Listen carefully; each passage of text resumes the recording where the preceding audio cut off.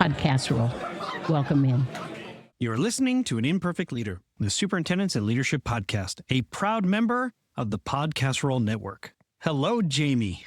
Hello, Peter. How you doing? I'm doing okay. Where are you today? I am in rainy Eugene, Oregon. It's raining up here in the Pacific Northwest. Yep, it is right now. I'm looking outside. It is just raining, although that's important. This is the time of year where it's supposed to rain, and we've actually had a pretty dry winter, so I'm a little nervous for what that means for the summer and wildfires and access to water and all those kinds of things.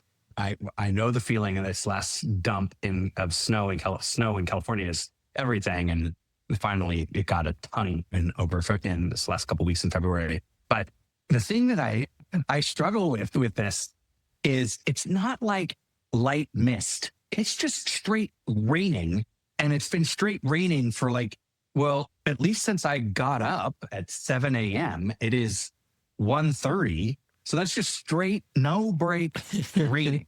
I went out and I got some coffee, and I just see, folks, this is the difference between, Jamie is a soft Californian. It's so obvious how soft I am. And that these folks are just like riding their bikes. You can see who lives here and who's visiting. Yeah. Exactly. Yeah. And then I'm like, there's gotta be, because I remember once the times that I used to coach and lead some supports and principals in Minneapolis. And during the winter, I'd go and they just had full systems for little kids getting dressed and undressed to play outside when it's 10 below. That's wild. Damn it, we're playing outside. We're not doing another indoor recess. Oh, that is so funny and so true. If I, as principal of just a regular school that, got cold, we had winter, and you'd have a robust lost and found. We had one of those, there were those benches that you could lift up, and then it would just be filled with kids' clothes. I could imagine in Minnesota, it's got to be a full, I don't even know, like multiple, like a moving container outside. Oh, lost and found. Hold on. Yeah. Wait, did you want to look in the boot section, or are you looking at the snow pants section? Right. Well, I'm just looking for a left. It's a yellow left boot. Like, you could get one with one boot? Probably. Yes, probably. Exactly. Probably. Oh, my Lord. Yeah, so I'd say it's an amazing thing. I feel very lucky. Obviously, I was in South Carolina last week, and then I flew across the country here to Eugene, Oregon to do some work. So it's so amazing. That's the benefit of the job that I'm in, of the work that I get to do, is that I get to see so many different states and so many different places and understand the different communities, and a little bit, not a lot. And I'm not deep enough. I'm not here long enough, but I do appreciate it a lot. I think it's really fun to go around and go check out what people are, what they like and what they don't like, and what's a part of their community and how they're different. You're like a Ted Dintersmith. Kind of. I'm a little bit like a Ted Dintersmith. I realize I mentioned Scott Nearing in every episode, so apparently I'll just say you're a Ted Dintersmith. So It's interesting that you're doing Have you read the Scott Nearing book? What if I hadn't? I'm like, no, I didn't read it. No, I'd quote it. I just don't read it. I didn't read it. No, it seems long. It's hard. You are in one place, but you've been on the East Coast earlier last week, and so now you're on the West Coast, and I love the fact that you get to visit lots of different places. You were in the Midwest about 2 weeks before that, and I was at the national conference recently and really learned a ton of what schools and school districts are going to have to deal with. So while you're in all these different states, there is the federal system that is going to have quite an impact on local districts, regardless of region. And so I would say this, if anyone's interested, I had created a sort of talking points for superintendents based on just listening to the AASA advocacy director talk about what's going on. And so happy to share those notes. Just send me an email, and you can find us either on LinkedIn when I post the episode. You can find us at animperfectleader.com. You can find us at APC if you want to let Jamie know, and I can send it to Jamie. He can forward it on. So happy to do that. Jamie, I recently was reading a book called You Gotta Have Wa, and it is a distinction between Japanese baseball and U.S. baseball. It's a fascinating book. And you gotta have Wa. Wa stands for group harmony. So the collective over the individual. And a great description would be how a U.S. ball player may not move somebody over because it's considered an out. Whereas a Japanese player would see moving them over in a sacrifice kind of position is seen as better for the Contributing collective. to the growth. Yeah. Yeah. Yeah, exactly. And so it's a fascinating book. And as I am thinking about my move to Cartagena, Colombia, I'm thinking to myself, oh, I understand education. I mean, I've been doing this for almost 30 years. Yeah. And so does a ball player in the US. Like, oh, I understand baseball and how going to a new place may provide this or will provide a totally different, complementary and dissonant, probably to some extent, perspective on education, the collective versus individual, the power of wa. So you got to have wa. Anyway, super interesting. I hadn't thought about it. And then you were talking about national, local, state. And I'm thinking to myself, oh man, there's so many differences and probably so many similarities. And yet, Gosh. This is the kind of conversation, Peter, that I can't wait to have with you in person. Like to go get some good food, a drink or two, and dive deep into the conversation, not only about baseball, about collective identity, about as it relates to other sports, like basketball is the true, to me, and soccer are the collective identity sport. So it's harder in baseball because there is so many one-on-one matchups in the game. Yeah. And your next contract has everything to do with your wins over replacement. So, what kind of value to bring to the team. And that doesn't get included in a sacrifice necessarily in that kind of way. And so to me, I'm rooted. And as I've said in the podcast 1,000 billion times, is that I believe in, I was raised in an understanding of collective identity. That's how I see the world, and constantly in conflict personally in this nation. And that the US is not collective in that way. And so each school is siloed. And then within each school, each district is siloed. People in the school are siloed. There's so much individual that is rarely collectively beneficial. It's very difficult to shift the mindset or culture of schools in the nation to be collective and connected. I was just in South Carolina, I was with all of these different people who are supporting a college going and career going culture for their students in their schools and their districts. They're the most that they can collaborate is about events. They're like, we did this. Oh, we want to sign up to do that college tour too. And I think that's not that's bad. That's great. But none of it feels particularly wow, they're really creating a whole new identity here. Rather, it's how do we copy the same things over and over? This is exactly what happens when individual teachers are given grades. Like the state legislatures in states around the nation. Tennessee is a good example, where teachers are assigned a grade based on test scores and things like that, and based on their evaluation and things like that. And so it doesn't necessarily breed the working in harmony and working together, particularly because now, there's not much of an incentive to want to lift up the next person. You're going for the very best grade. And so it becomes an individual pursuit as opposed to collective. Same thing for legislatures around the country that want to do what economists call the growth model. And so whatever progress kids make, you can get a bonus or things like that, but it's not assigned to the whole school. It's assigned to the individual teacher. So then it becomes a competition as opposed to what do we want to create together? And so that kids grow. I love the fact that you want to reward and recognize growth. It should be a collective piece, not an individual piece. I'd love to read the book. I want to read the book. As you and I, we connected as baseball fans, as sports fans, and we talk about, I think you are a baseball geek compared to me, but that's nothing like my son, but yeah. And so this book, what was it? Was Spirit of Wa? Is that what it was called? You got to have Wa. You gotta have wa. Connects to our guest, Hayley Spira-Bauer.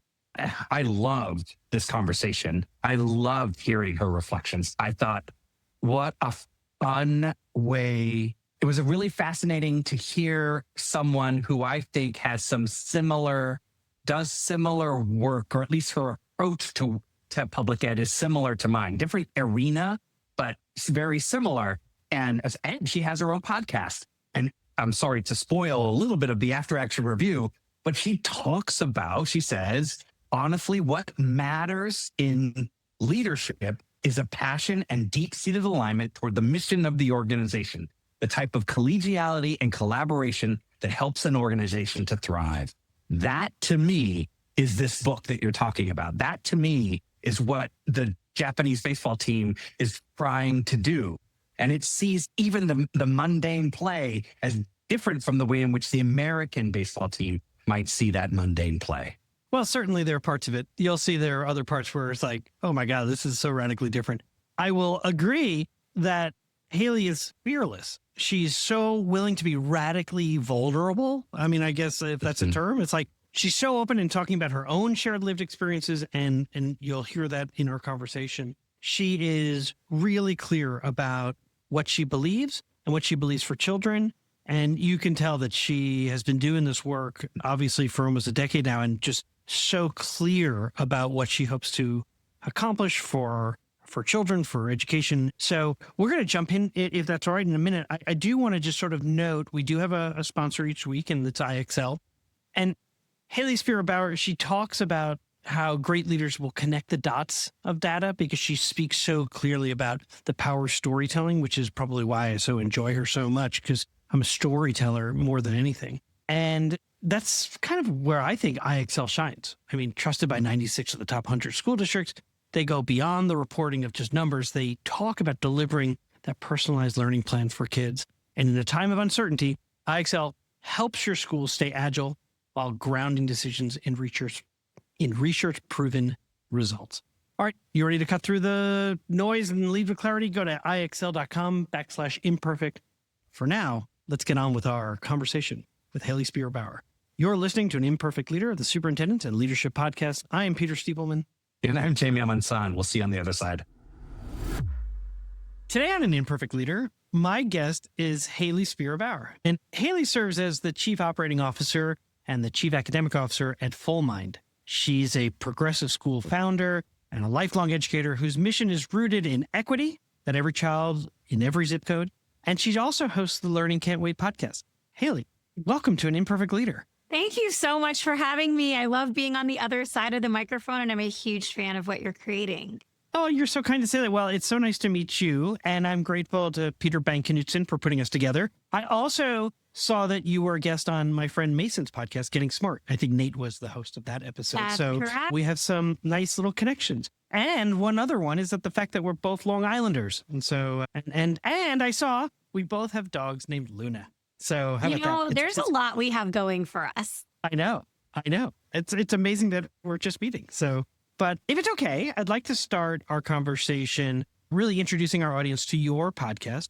Hosting Learning Can't Wait gives you a front row seat to some of the most innovative minds in education. And so I was hoping that you'd tell us a little bit about your podcast, maybe touch on what leadership themes or patterns that are surfacing through your own conversations, and maybe it's something that you believe that superintendents should be paying closer attention to. Yeah. The podcast is the gift that keeps on giving. I had started it about 4.5 years ago as the thought leadership content production for the organization that I work for, which is Fullmind. And I will be totally candid with you. It is both a benefit to the community of listeners, but also selfishly such a benefit to myself as a professional and my organization, as the podcast focuses on how people in and around schools are thinking about education and making lives better for students today. As a result of hosting it, I get to interview school leaders, teachers, students, ed tech leaders, nonprofit leaders, government officials. I've never narrowed my guest list down. And the result has been that I'm getting a really beautiful picture of all the different components of the ed tech education ecosystem. And therefore, I get to hear all sides of the coin, as so to speak. So the podcast has been this incredible journey of what I thought might be 1, maybe 2 seasons. We're up to season 10 with hundreds of episodes and hundreds of guests.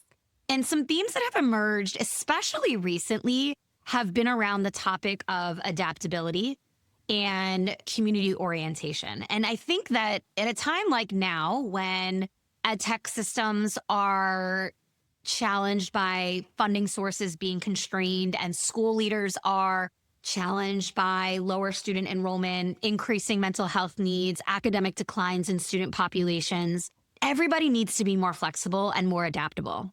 Really need to be ruthless at prioritization.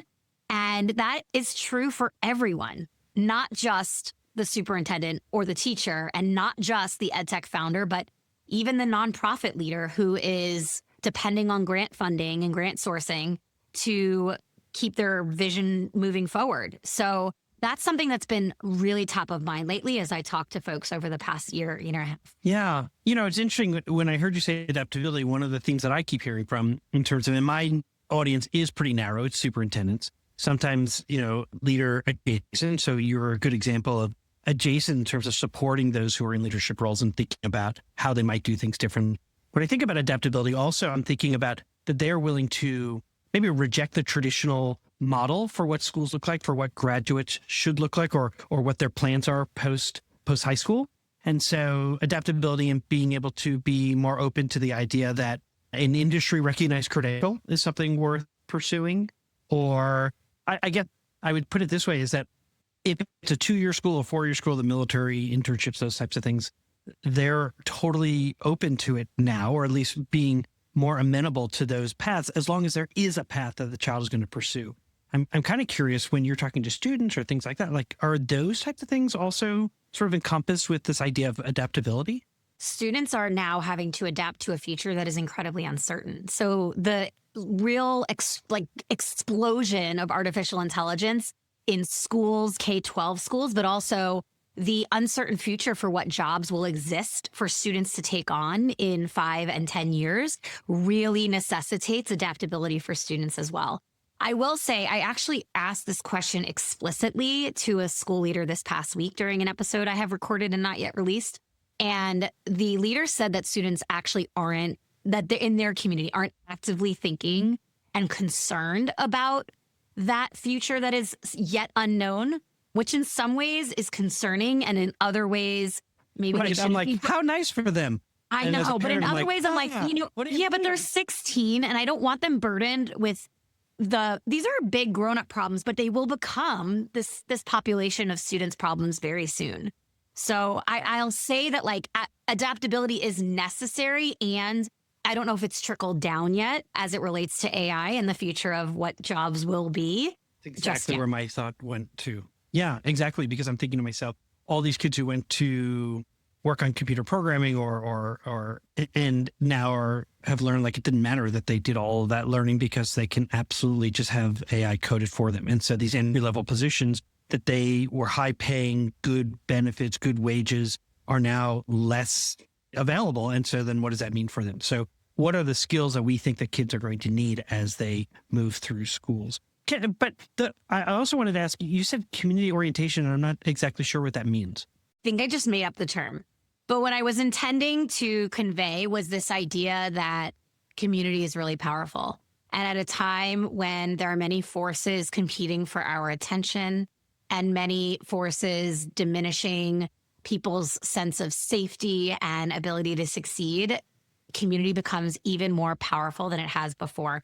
I actually, does that now does my, yeah, it does. It makes more sense in terms of how do we create a cultural field where belonging is prioritized and not just seen as it would be nice if that existed. And I think that we provide a caring environment that then, kids will feel like they belong. But it also seems to suggest to me in terms of community orientation is that we have to, as schools, be really mindful of what the community wants. Yes. And that wasn't always the case. We would say, we're the only game in town. We'll see you on Tuesday. We'll see you on Monday. Well, and there was a recent report that spoke about ESAs and how they were being allocated and how privatization of education has changed. And basically what we're seeing is a real increase in families electing to send their students to private schools.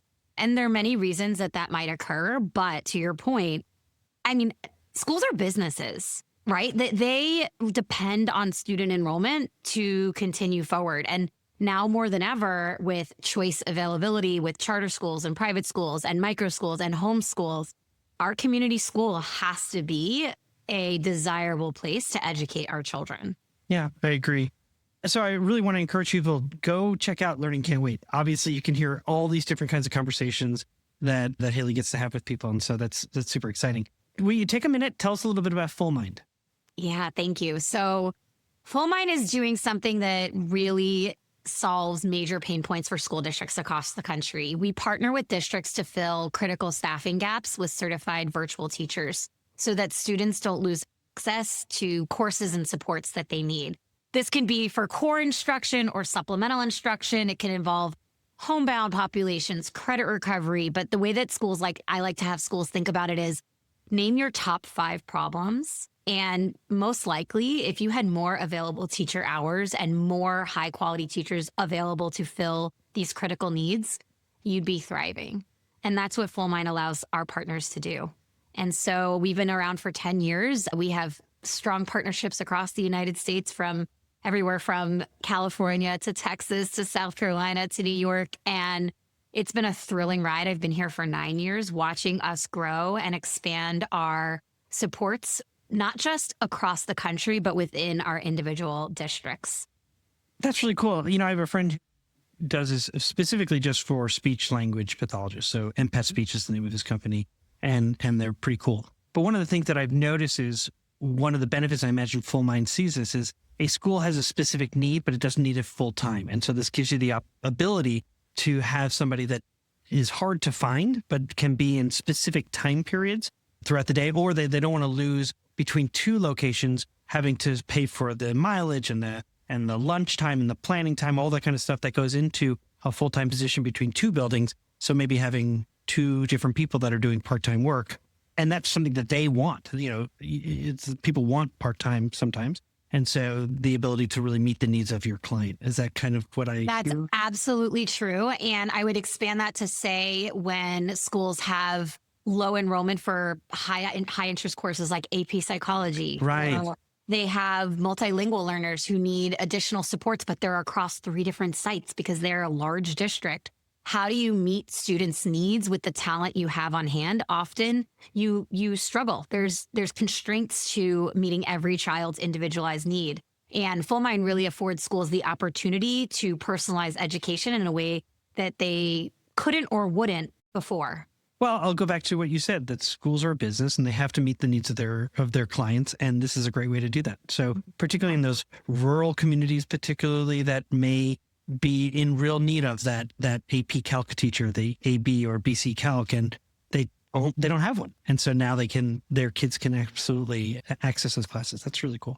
Our guest today is Hayley Spira-Bauer, the Chief Operating Officer and Chief Academic Officer at Fullmind.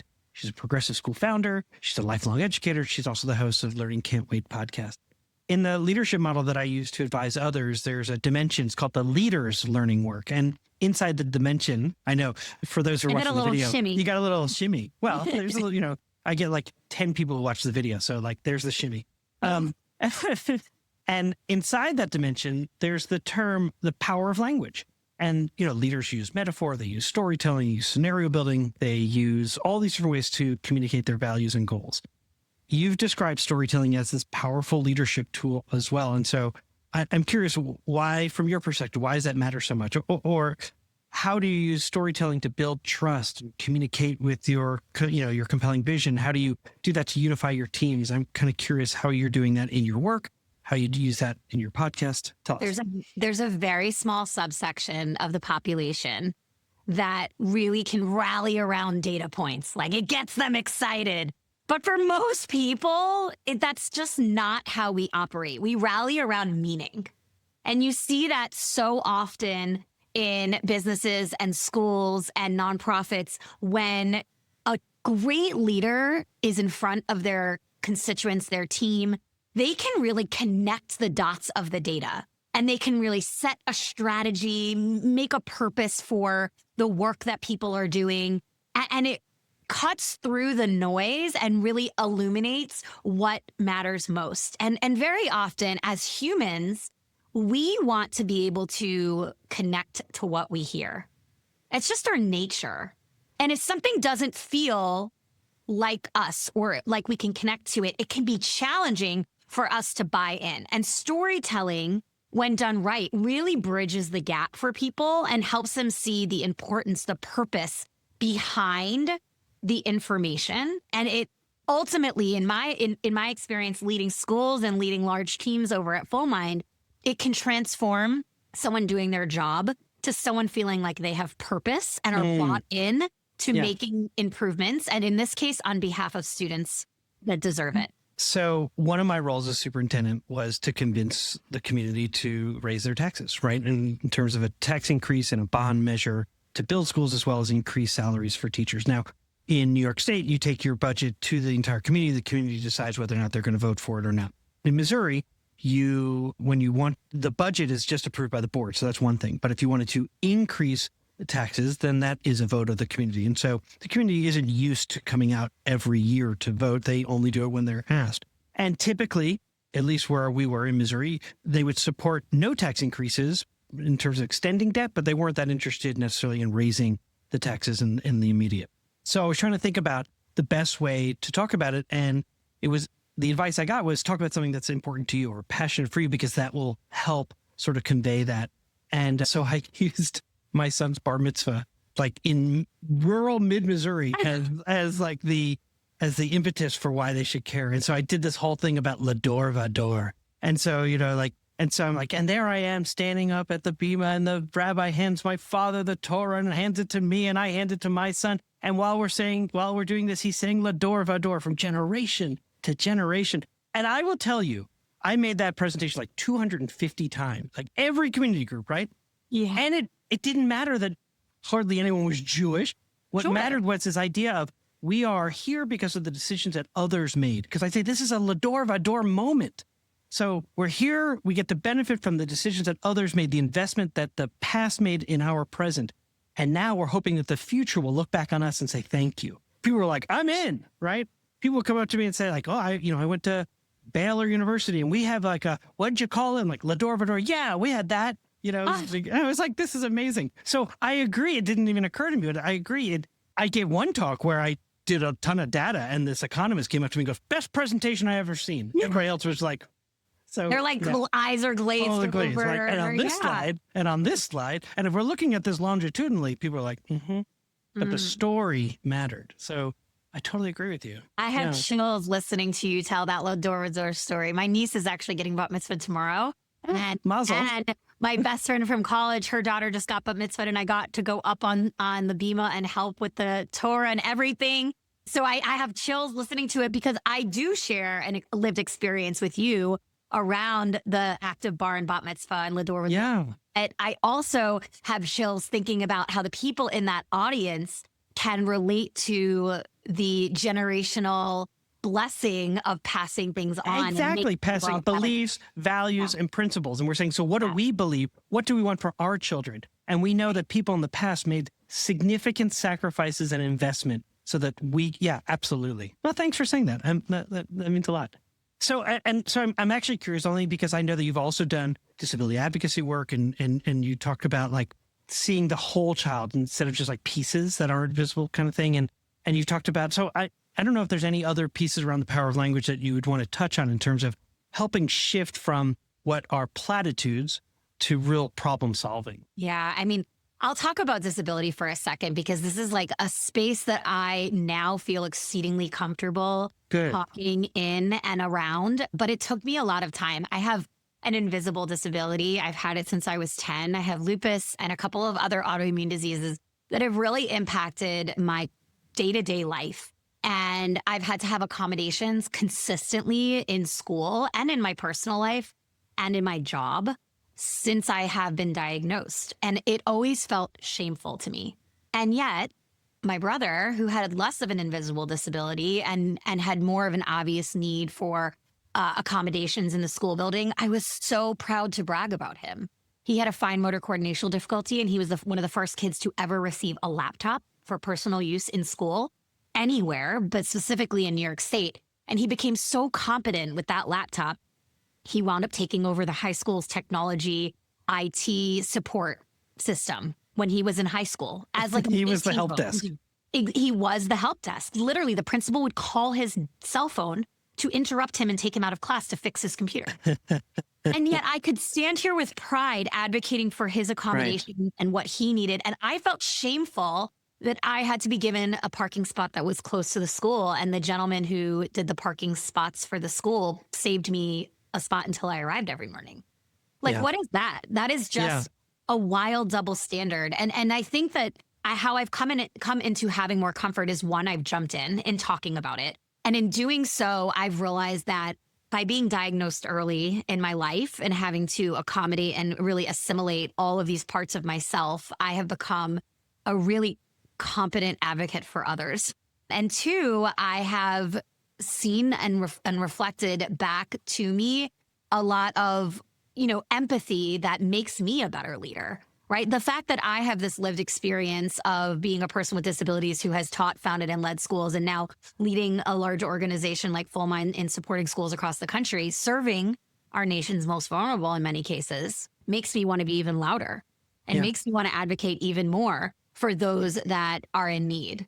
And how often I speak, there's got to be some metric I could figure out one day, but I don't know what it is. Like, what percentage of the time that I name as a person with disabilities. And here are some things that I find to be really helpful in people say, wow, thank you so much for doing that. Well, it's exactly right. I was about to say, well, thank you for having the courage to actually speak about this in a public space that serves as an evergreen episode, right? This episode doesn't go away. And so being able to feel so comfortable to advocate, not just for yourself, but for others who may be listening right now and thinking, I ever talk about that, but yet actually would be incredibly liberating if people knew that I actually need additional support without having to feel guilty. And you use the word shame because that's enduring. Shame is this sort of enduring piece. I always see, at least I define in my head, guilt as somewhat temporary. I feel guilty, but shame is like to the root, to the core. So thank you thank you. Oh, of course. Thank you for making us. Yeah. Thanks for making a space where I feel comfortable to do that.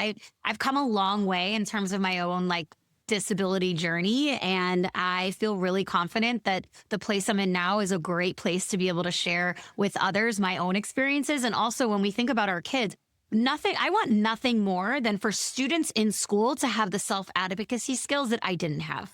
Yeah. My mom had them and my dad had them. I was really fortunate that they did.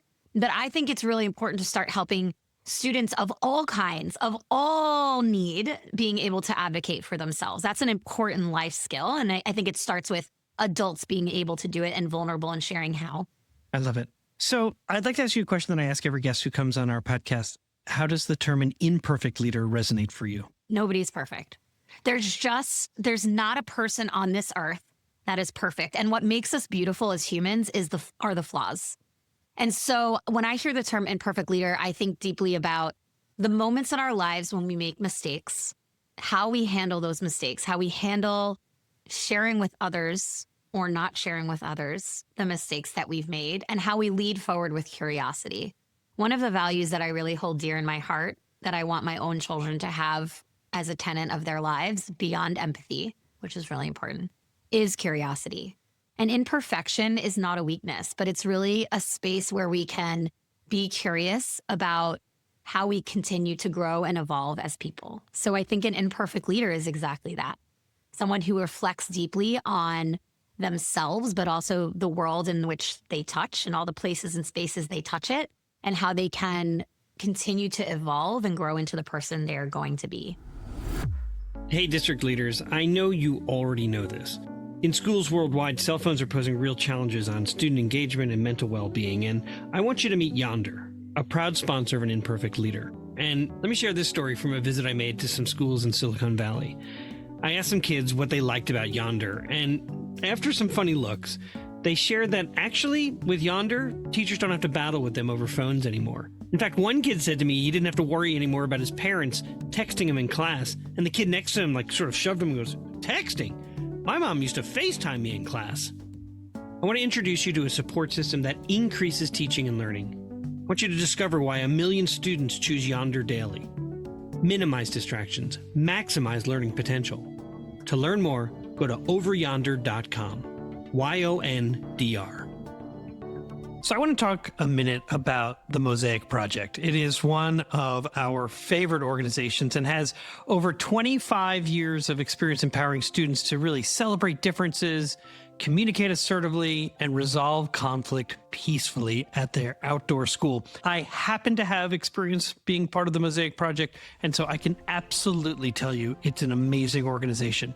Their innovative SEL curriculum is now available to our Imperfect Leader audience. And so you can get a 10% discount through their new documentary film-based Mosaic Classroom project. So just let the people know during your onboarding process to receive that 10% discount is to just mention an Imperfect Leader.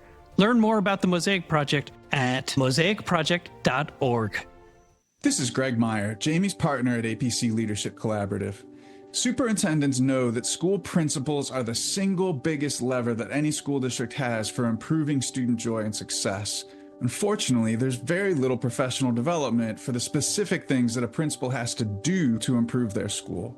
At APC Leadership Collaborative, we specialize in coaching principals to take on audacious goals, build their leadership skills, and make big improvements in their school. If that inspires you, let's connect and talk about how we can collaborate. Find APC Leadership Collaborative online at apccolab.com.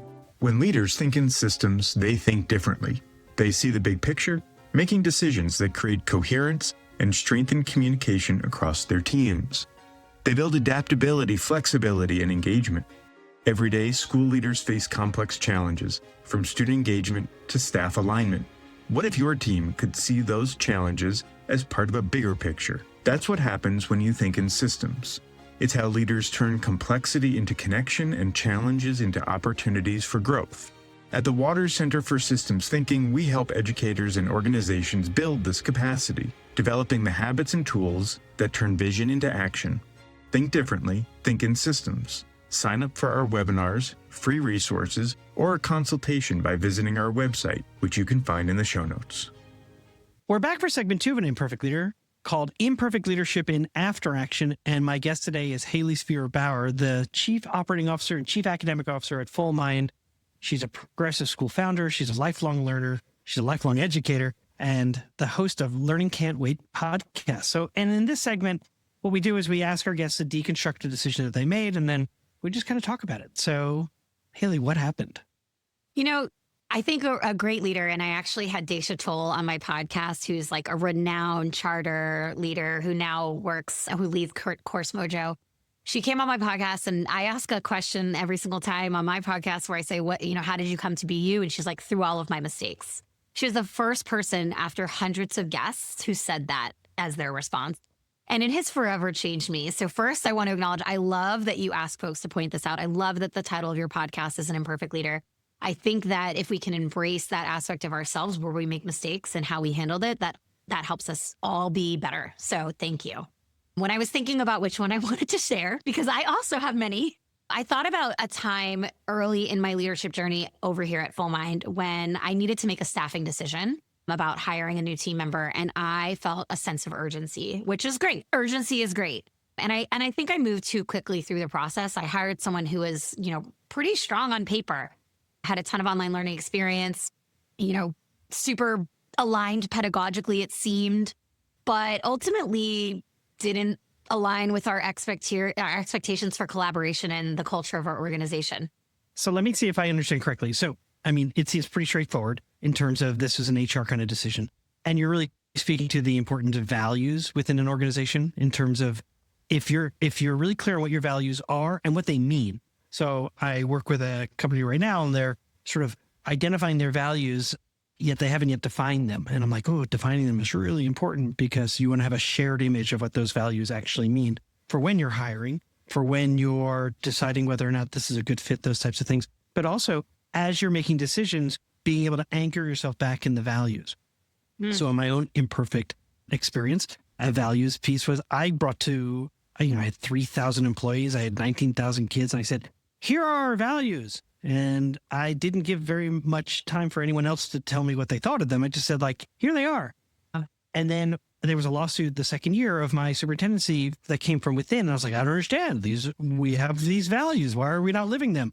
And a friend said, who was a principal, said, "Those are your values. They're not our values." And I was like, "Oh." Talk about Ooh, you imperfect. So learned. yeah. Yeah. So I love the fact that your guest had said, "Yeah, who am I? I'm a product of all my Thanks. mistakes." So I mean, we went through a great process for choosing our values and doing that together and elevating student voice and teacher voice and everybody in the organization. And I'm so proud because during the pandemic, when leading in schools was so difficult, we did have these shared values that we could Right. absolutely anchor ourselves to. So, at any rate, so here you are, you're making a decision. You've evaluated somebody great on paper, hired them, and maybe it was not the right fit. And so, and sometimes I bristle at the word fit because depending on you want sometimes to disrupt the organization because Of if course. they're just a good fit, that means you're just not doing anything. Status quo gets to prevail. But I'm curious, what got overlooked as you look back on this? I think it was those values, like the value alignment early in the process. It's funny because in reality, I think you can teach just about any skill. And honestly, what matters more is a passion, a deep-seated alignment toward the mission of the organization, the type of collegiality and collaboration that helps an organization to thrive. I actually agree with you. You do want a rabble rouser. You want diversity of perspective and voice and experience. That makes everybody better. It would be boring as heck to work with a whole bunch of Hayleys. Yeah, but you don't want a chaos agent, No, right? and- You want a collaborator, right? Yes. Yeah. And I think like what got overlooked was that opportunity to assess or like tease out how well this person worked with others. Like there wasn't at the time, I believe we didn't do a performance task, if I can remember correctly. Like there just wasn't opportunity for collaboration. And that value matters Right. so much. Yeah. And that got overlooked. I've heard even more. I've heard more examples of asking now scenario questions. Tell me about a time where you were collaborating and things didn't work out as you had hoped, and then just there's no right or wrong answer, although there's kind of a right answer, but or at least one that's more promising about how one might behave in the future. Yeah. So those kind of scenario questions, as opposed to just knowledge questions, and I've been really impressed with sort of that shift in how people have Right. been asking questions. Agreed. What did you learn about relationships or what new relationships were formed? Because clearly you brought someone on the team and now there's a ripple effect with the rest of the organization. Totally. I learned that trust really matters, and I had to be very transparent when eventually, to be honest, we parted ways with one another. We realized it Yeah. wasn't a good partnership for Yeah. this person to be on the team and for us to have them on the team. I had to level with the rest of the team. I had to say, I moved too quickly. I made a mistake. What matters here is our ability to work together collaboratively. And I had to not be defensive, even though everything in my heart wanted to be like, but here's why this happened. I haven't even said the things out loud on this podcast right now that I know caused me to operate that way. Because at this point, I've accepted as a leader, it doesn't matter. As a leader, there are always going to be contributing factors that cause us to move too quickly, overlook certain aspects of a process, whatever it may be. And either it works or it doesn't work, or you make it work or it doesn't work, and you have to own it. And so I learned that I could maintain the relationship with my team if I was able to be transparent and work on building back that trust with them. Yeah. I mean, it sounds like genuine vulnerability as opposed to just, transactional or sort of I made a mistake. No, like I genuinely made a mistake. And then what comes with that is typically like remorse, like true remorse. Absolutely. Like, I'm sorry. Absolutely. Yeah. So sometimes I say like, what got overlooked? And that's sometimes the sort of a system look at things. And then there's the individual's role in that. So when I say what could have been done differently, what could you have done differently? It actually gets to your actions as opposed to the process and those types of things. So is there anything different that you would say that you could have done differently? Yeah, I started involving more team members in the process for hiring within the team. I didn't want to lengthen the length of the, recruitment process too long, but I think that from there I learned that I need more than just the hiring manager's perspective and the HR team member's perspective. We needed also some collaborators' perspectives as well, and that became a standard part of what we did. Do you ever use partners, those who are your customers as part of your process as a way to figure that out? Yeah, it just occurred to me now. We've never done that. This is it was an internally facing position. but Yeah. I could see it being of benefit to use partners. It's just, Peter, you know this better than anybody. Like, our leaders' time is so valuable. And I do worry about infringing on whatever free time they do have in a school day when they might be trying to like scarf down a sandwich. But it is a valuable question. I'm going to reflect up. Yeah, I'm just kind of curious. Well, because there's an amazing group called the Water Center for Systems Thinking, and they produce something called the Habits of a Systems Thinker, and I keep it very close to me on my desk. In fact, I could just reach out and grab it if I wanted. And one of their cards of their 14 habits is that a systems thinker avoids the impulse to make a quick decision. And so I was trying to think to myself, like, how might one slow themselves down? And maybe it's hard to schedule that leader. I know you also have you want to also get this person hired. But it's like, what might be some ways to sort of intentionally slow you down, because you actually have to schedule with one of your partners who actually, maybe it's, this position was inward facing, so they don't have much contact with partners, but you get to hear what the partners value and see how that internal person understands when they're doing the work that their actions will impact the external partners. So I love that. I love that. So in the end, though, what was something that was good that came out of the experience? Yeah, I revision of the process was a great outcome of that experience, building the trust with my team and showing that we can overcome an obstacle like this. And it didn't fray the relationship so much that it was insurmountable. And then this shift really allowed us to continue to recruit incredible team members, some of whom are still here today. And I love that. I love that. Longevity in an organization is so healthy, and it really reflects well on the improvements we made after this situation. I love it. And as you bring in new people, there's a really clear sense of, who we are and how we want to be together. That's sort of that nested pattern of, this is how we are, here. Collaboration isn't just something we say, it's what we do. Mm-hmm. What advice would you give to an aspiring leader? So someone's going to go into the superintendency. What advice do you have for them? Everything I've learned from my time with partners, my time in schools myself, and my time interviewing leaders on the podcast is, this is an incredibly difficult job. I'm pausing for effect here, but I think everyone listening knows that. The job of superintendency, it may seem very glamorous, right? Like being able to represent the district and make big choices, but it is extremely challenging to day in and day out be the responsible party for thousands of students and thousands of community members and thousands of leaders and educators in your buildings and team members.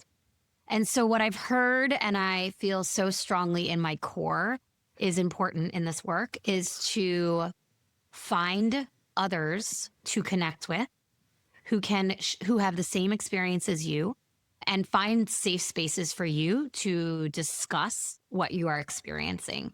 Because you're not alone. Even if you are one of thousands in your district, there are many other superintendents, 16,000 in fact, around the United States. And community is everything. And so my big piece of advice would be find others to connect with and keep finding others to spend time with, both to inspire you and to buoy you when times are difficult. Beautiful. Our guest today was Hayley Spira-Bauer, Chief Operating Officer and Chief Academic Officer at Fullmind. She's also the host of Learning Can't Wait podcast. And I wrote down I wrote down a lot of things, but two that really I circled as we're coming to our close here. One is, I love the fact that for your own children, you want them to lead with or have a sense of curiosity. And truly, I agree, is that as part of this all work that we do, is we really do want people who are leading, who are curious about things that they don't know, people that they've never met, those types of things. So curiosity as sort of a takeaway for me. And then even more than that is that, or not more than that, but something that I also thought was pretty interesting is just rallying around meaning and bringing that meaning. And so thank you so much for bringing so much knowledge, experience, and just heart to our conversation. So it was really nice to spend time with you. Yeah, thank you so much, Peter. I am eternally grateful for PBK because PBK brought us together, and we have many, many reasons that we should have already met, but grateful that we have now. So I know, Long Island amongst many, but eternally thankful to share space with you today. So, Peter, we're back. That was the fun interview. I truly wish. Long Island. Yeah. Long Island. We're just like, I know. I got to see her at AASA. We took a picture together, and she, I guess whenever they are at a conference, they, I guess, typically reserve a boat along with other companies. And so they do sort of a voyage together or some type of, and so I saw some pictures of that on LinkedIn, like they're on like a riverboat. It sounds so fun. She's just a good energy, and it just extends not only to just being like charismatic and congenial, but like clearly it extends to like a deep care for the work that she does. Everything you just said is so, of course, that's true. Two things. I think I noticed two things. One, when we have guests, when you interview guests who also have podcasts, who are front-facing people a lot, she's dynamic. She is, the number of ums and pauses go away. She's particularly good at speaking to the camera. I should note. So I typically have maybe like 600 ums or right when I interview a regular person, just, who doesn't have a podcast. For her, it was less than 100. And many of them were you and me. No joke. Yeah, no joke. It was wild. And that was obvious. That's one reflection. Number two, this is me personally, Jamie. If Jamie got to tailor the podcast to be for Jamie, every time we have someone from Long Island on, the podcast should shift to stories about growing up on Long Island. That's what I want. I want these like long stories about what it's like to be from Long Island. You guys reference that, you both kind of smirk and smile, and then off you go. And well, like, no. The story just becomes like the 6 degrees of who do we know? And we likely know a lot of the same people. That's what but I love that kind of stuff. It's like when my friend and colleague, Greg Meyer, talks about his upbringing in Cleveland. That's my favorite thing. I've never met someone who's from a place who hates that place so much that every story about that place is spectacular. Oh my gosh. gosh. Just wonderful. Good stories. Anyway, that's what I wished. But what I got was still spectacular and wonderful, that she is so clear. And a big aha that I had in getting to do this podcast with you. She said, the podcast is the gift that keeps on giving. It is both a benefit to the community of listeners, but also selfishly, such a benefit to myself as a professional and my organization. This is how I feel about getting to be on this podcast with you. I've told you I love it. It's my favorite thing. It takes time and effort to get organized and put your notes down. I listen to the interviews multiple times before I get on here and record with you. And there is no better learning that I've ever had that is just meeting listening to these people, so many different kinds of people from so many different places and all of their different perspectives, that I've grown. I have so many more stories. I remember not too long ago, we talked about you as a connector, you connecting to people. And what I think I'm starting to see and getting to just do it this way, I'm not even meeting those people to the same degree that you are. I'm getting to see the benefit of the greater themes that come from all of those connections, that you start to see. It's like when the common themes from big data come up, like I have all these individual little things, but there are common themes that are coming up that I'm loving. I am loving. And it just makes me say, who else can we talk to? What other things are there? Well, I hope that, recently you have come in contact with a couple of people who have agreed to be on the podcast, and you said, okay, do you want to reach out to them and set that up? And then I have sort of sent back to you, no, you should do it. And that's the very reason why. It's not about not wanting to talk to amazing people. It's about, I agree. I have gotten so much out of talking to some amazing individuals that we've reached out to. And sometimes because you told me, hey, this person's willing to talk to you. And so then I go and have the conversation and I leave so much more enriched because of it. And then you get the benefit of only listening to the conversation and then we talk here. I want that same thing for you. And so that's why, we'll shift this around a little bit where you'll have some conversations and then I'll just jump in at the beginning and the end with you and talk about it, because I also agree. Someone like Hayley has lifts you up and reminds you of this higher purpose of what we do. And she had a quote about great leaders. And I first heard it, I was like, oh, that's nice. And then I keep thinking about it, this whole idea of a great leader can really connect the dots of the data and they can really set a strategy and they can make a purpose for the work. of what people are doing, and it cuts through the noise and it illuminates what matters most. And I think about that particularly with her, that she illuminates what matters most.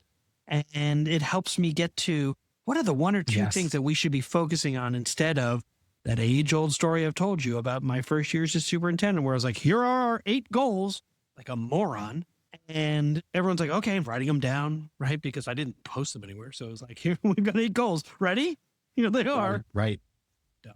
Right. I felt like she was so good at stitching that learning from both the work that she leads in her organization as well as the podcast, that she's got all of these individual connections that leads her to understanding greater themes in public school.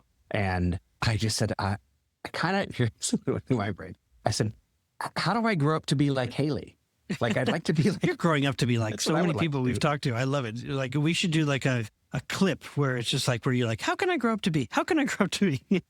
How about you continue to be Jamie and continue to show us, and so that we can grow from you, because there is so much value that you bring to this world, Jamie. And so we can stand in awe of others as well as tell my mom. excited. Make sure to tell my mom. Well, your mom listens, so just make sure she listens to the end. So here's what I would say. You're like, Mama, like, don't skip to the end. She's the guy got bored of that one. But here's something you said that for me I'll end with, which is that Hayley's after action review is similar to some that we've heard in terms of an HR kind of process. And I thought hers was a little different because she was so self-reflective about her own sort of, I was aligned pedagogically with this person. However, our value alignment was off. And then she was really incredibly, I thought, forthright in terms of what she learned and what she overlooked and what she sort of her takeaways and how she would make better decisions into the future. I fully agree. She said, it's funny because in reality, I think you could teach just about any skill, but honestly, what matters more is passion. Again, is where I opened the interview with. Yeah, passion and mission alignment. Yeah. Correct. A mission that this is diversity of thought and your ability to work together. The leader in my own organization, this is a hard thing to do. It is not easy for our own, I'm going to speak even just human, our brains as adults are not good at understanding how other people think. Our brains like how we think. It likes what I like. And so when somebody thinks differently, I can intellectually or consciously go, that's kind of important. We should have a different way of thinking. I need someone who can help me think differently. And as soon as we start working together, I'm like, oh, you're doing it wrong. You're doing it wrong. You're thinking wrong. No. That's not how it should happen. And now I'm in conflict with the person that just thinks differently. When I should be trying to hear that voice in my head that says, no, they're doing it wrong. Say, quiet, be quiet. But let that person go and talk. Because when they bring we value the same thing. They just are approaching it from a different way. This is one of the biggest leadership learnings that I've had. The more that you can do this for others, the more others thrive, the more people that get the opportunity to build their own confidence. And now you have a room full of confident people. Well, Lord, what can't you accomplish when you have a room full of confident people all working toward the same value? Beautifully said. And a great way to end. So Jamie, great way to end. Thank you. Thank you so much for another great week, another great conversation. You've been listening to an Imperfect Leader, the Superintendents and Leadership Podcast. I will see you next week, Jamie. Take care. Yeah, I'll see you next week. Take care.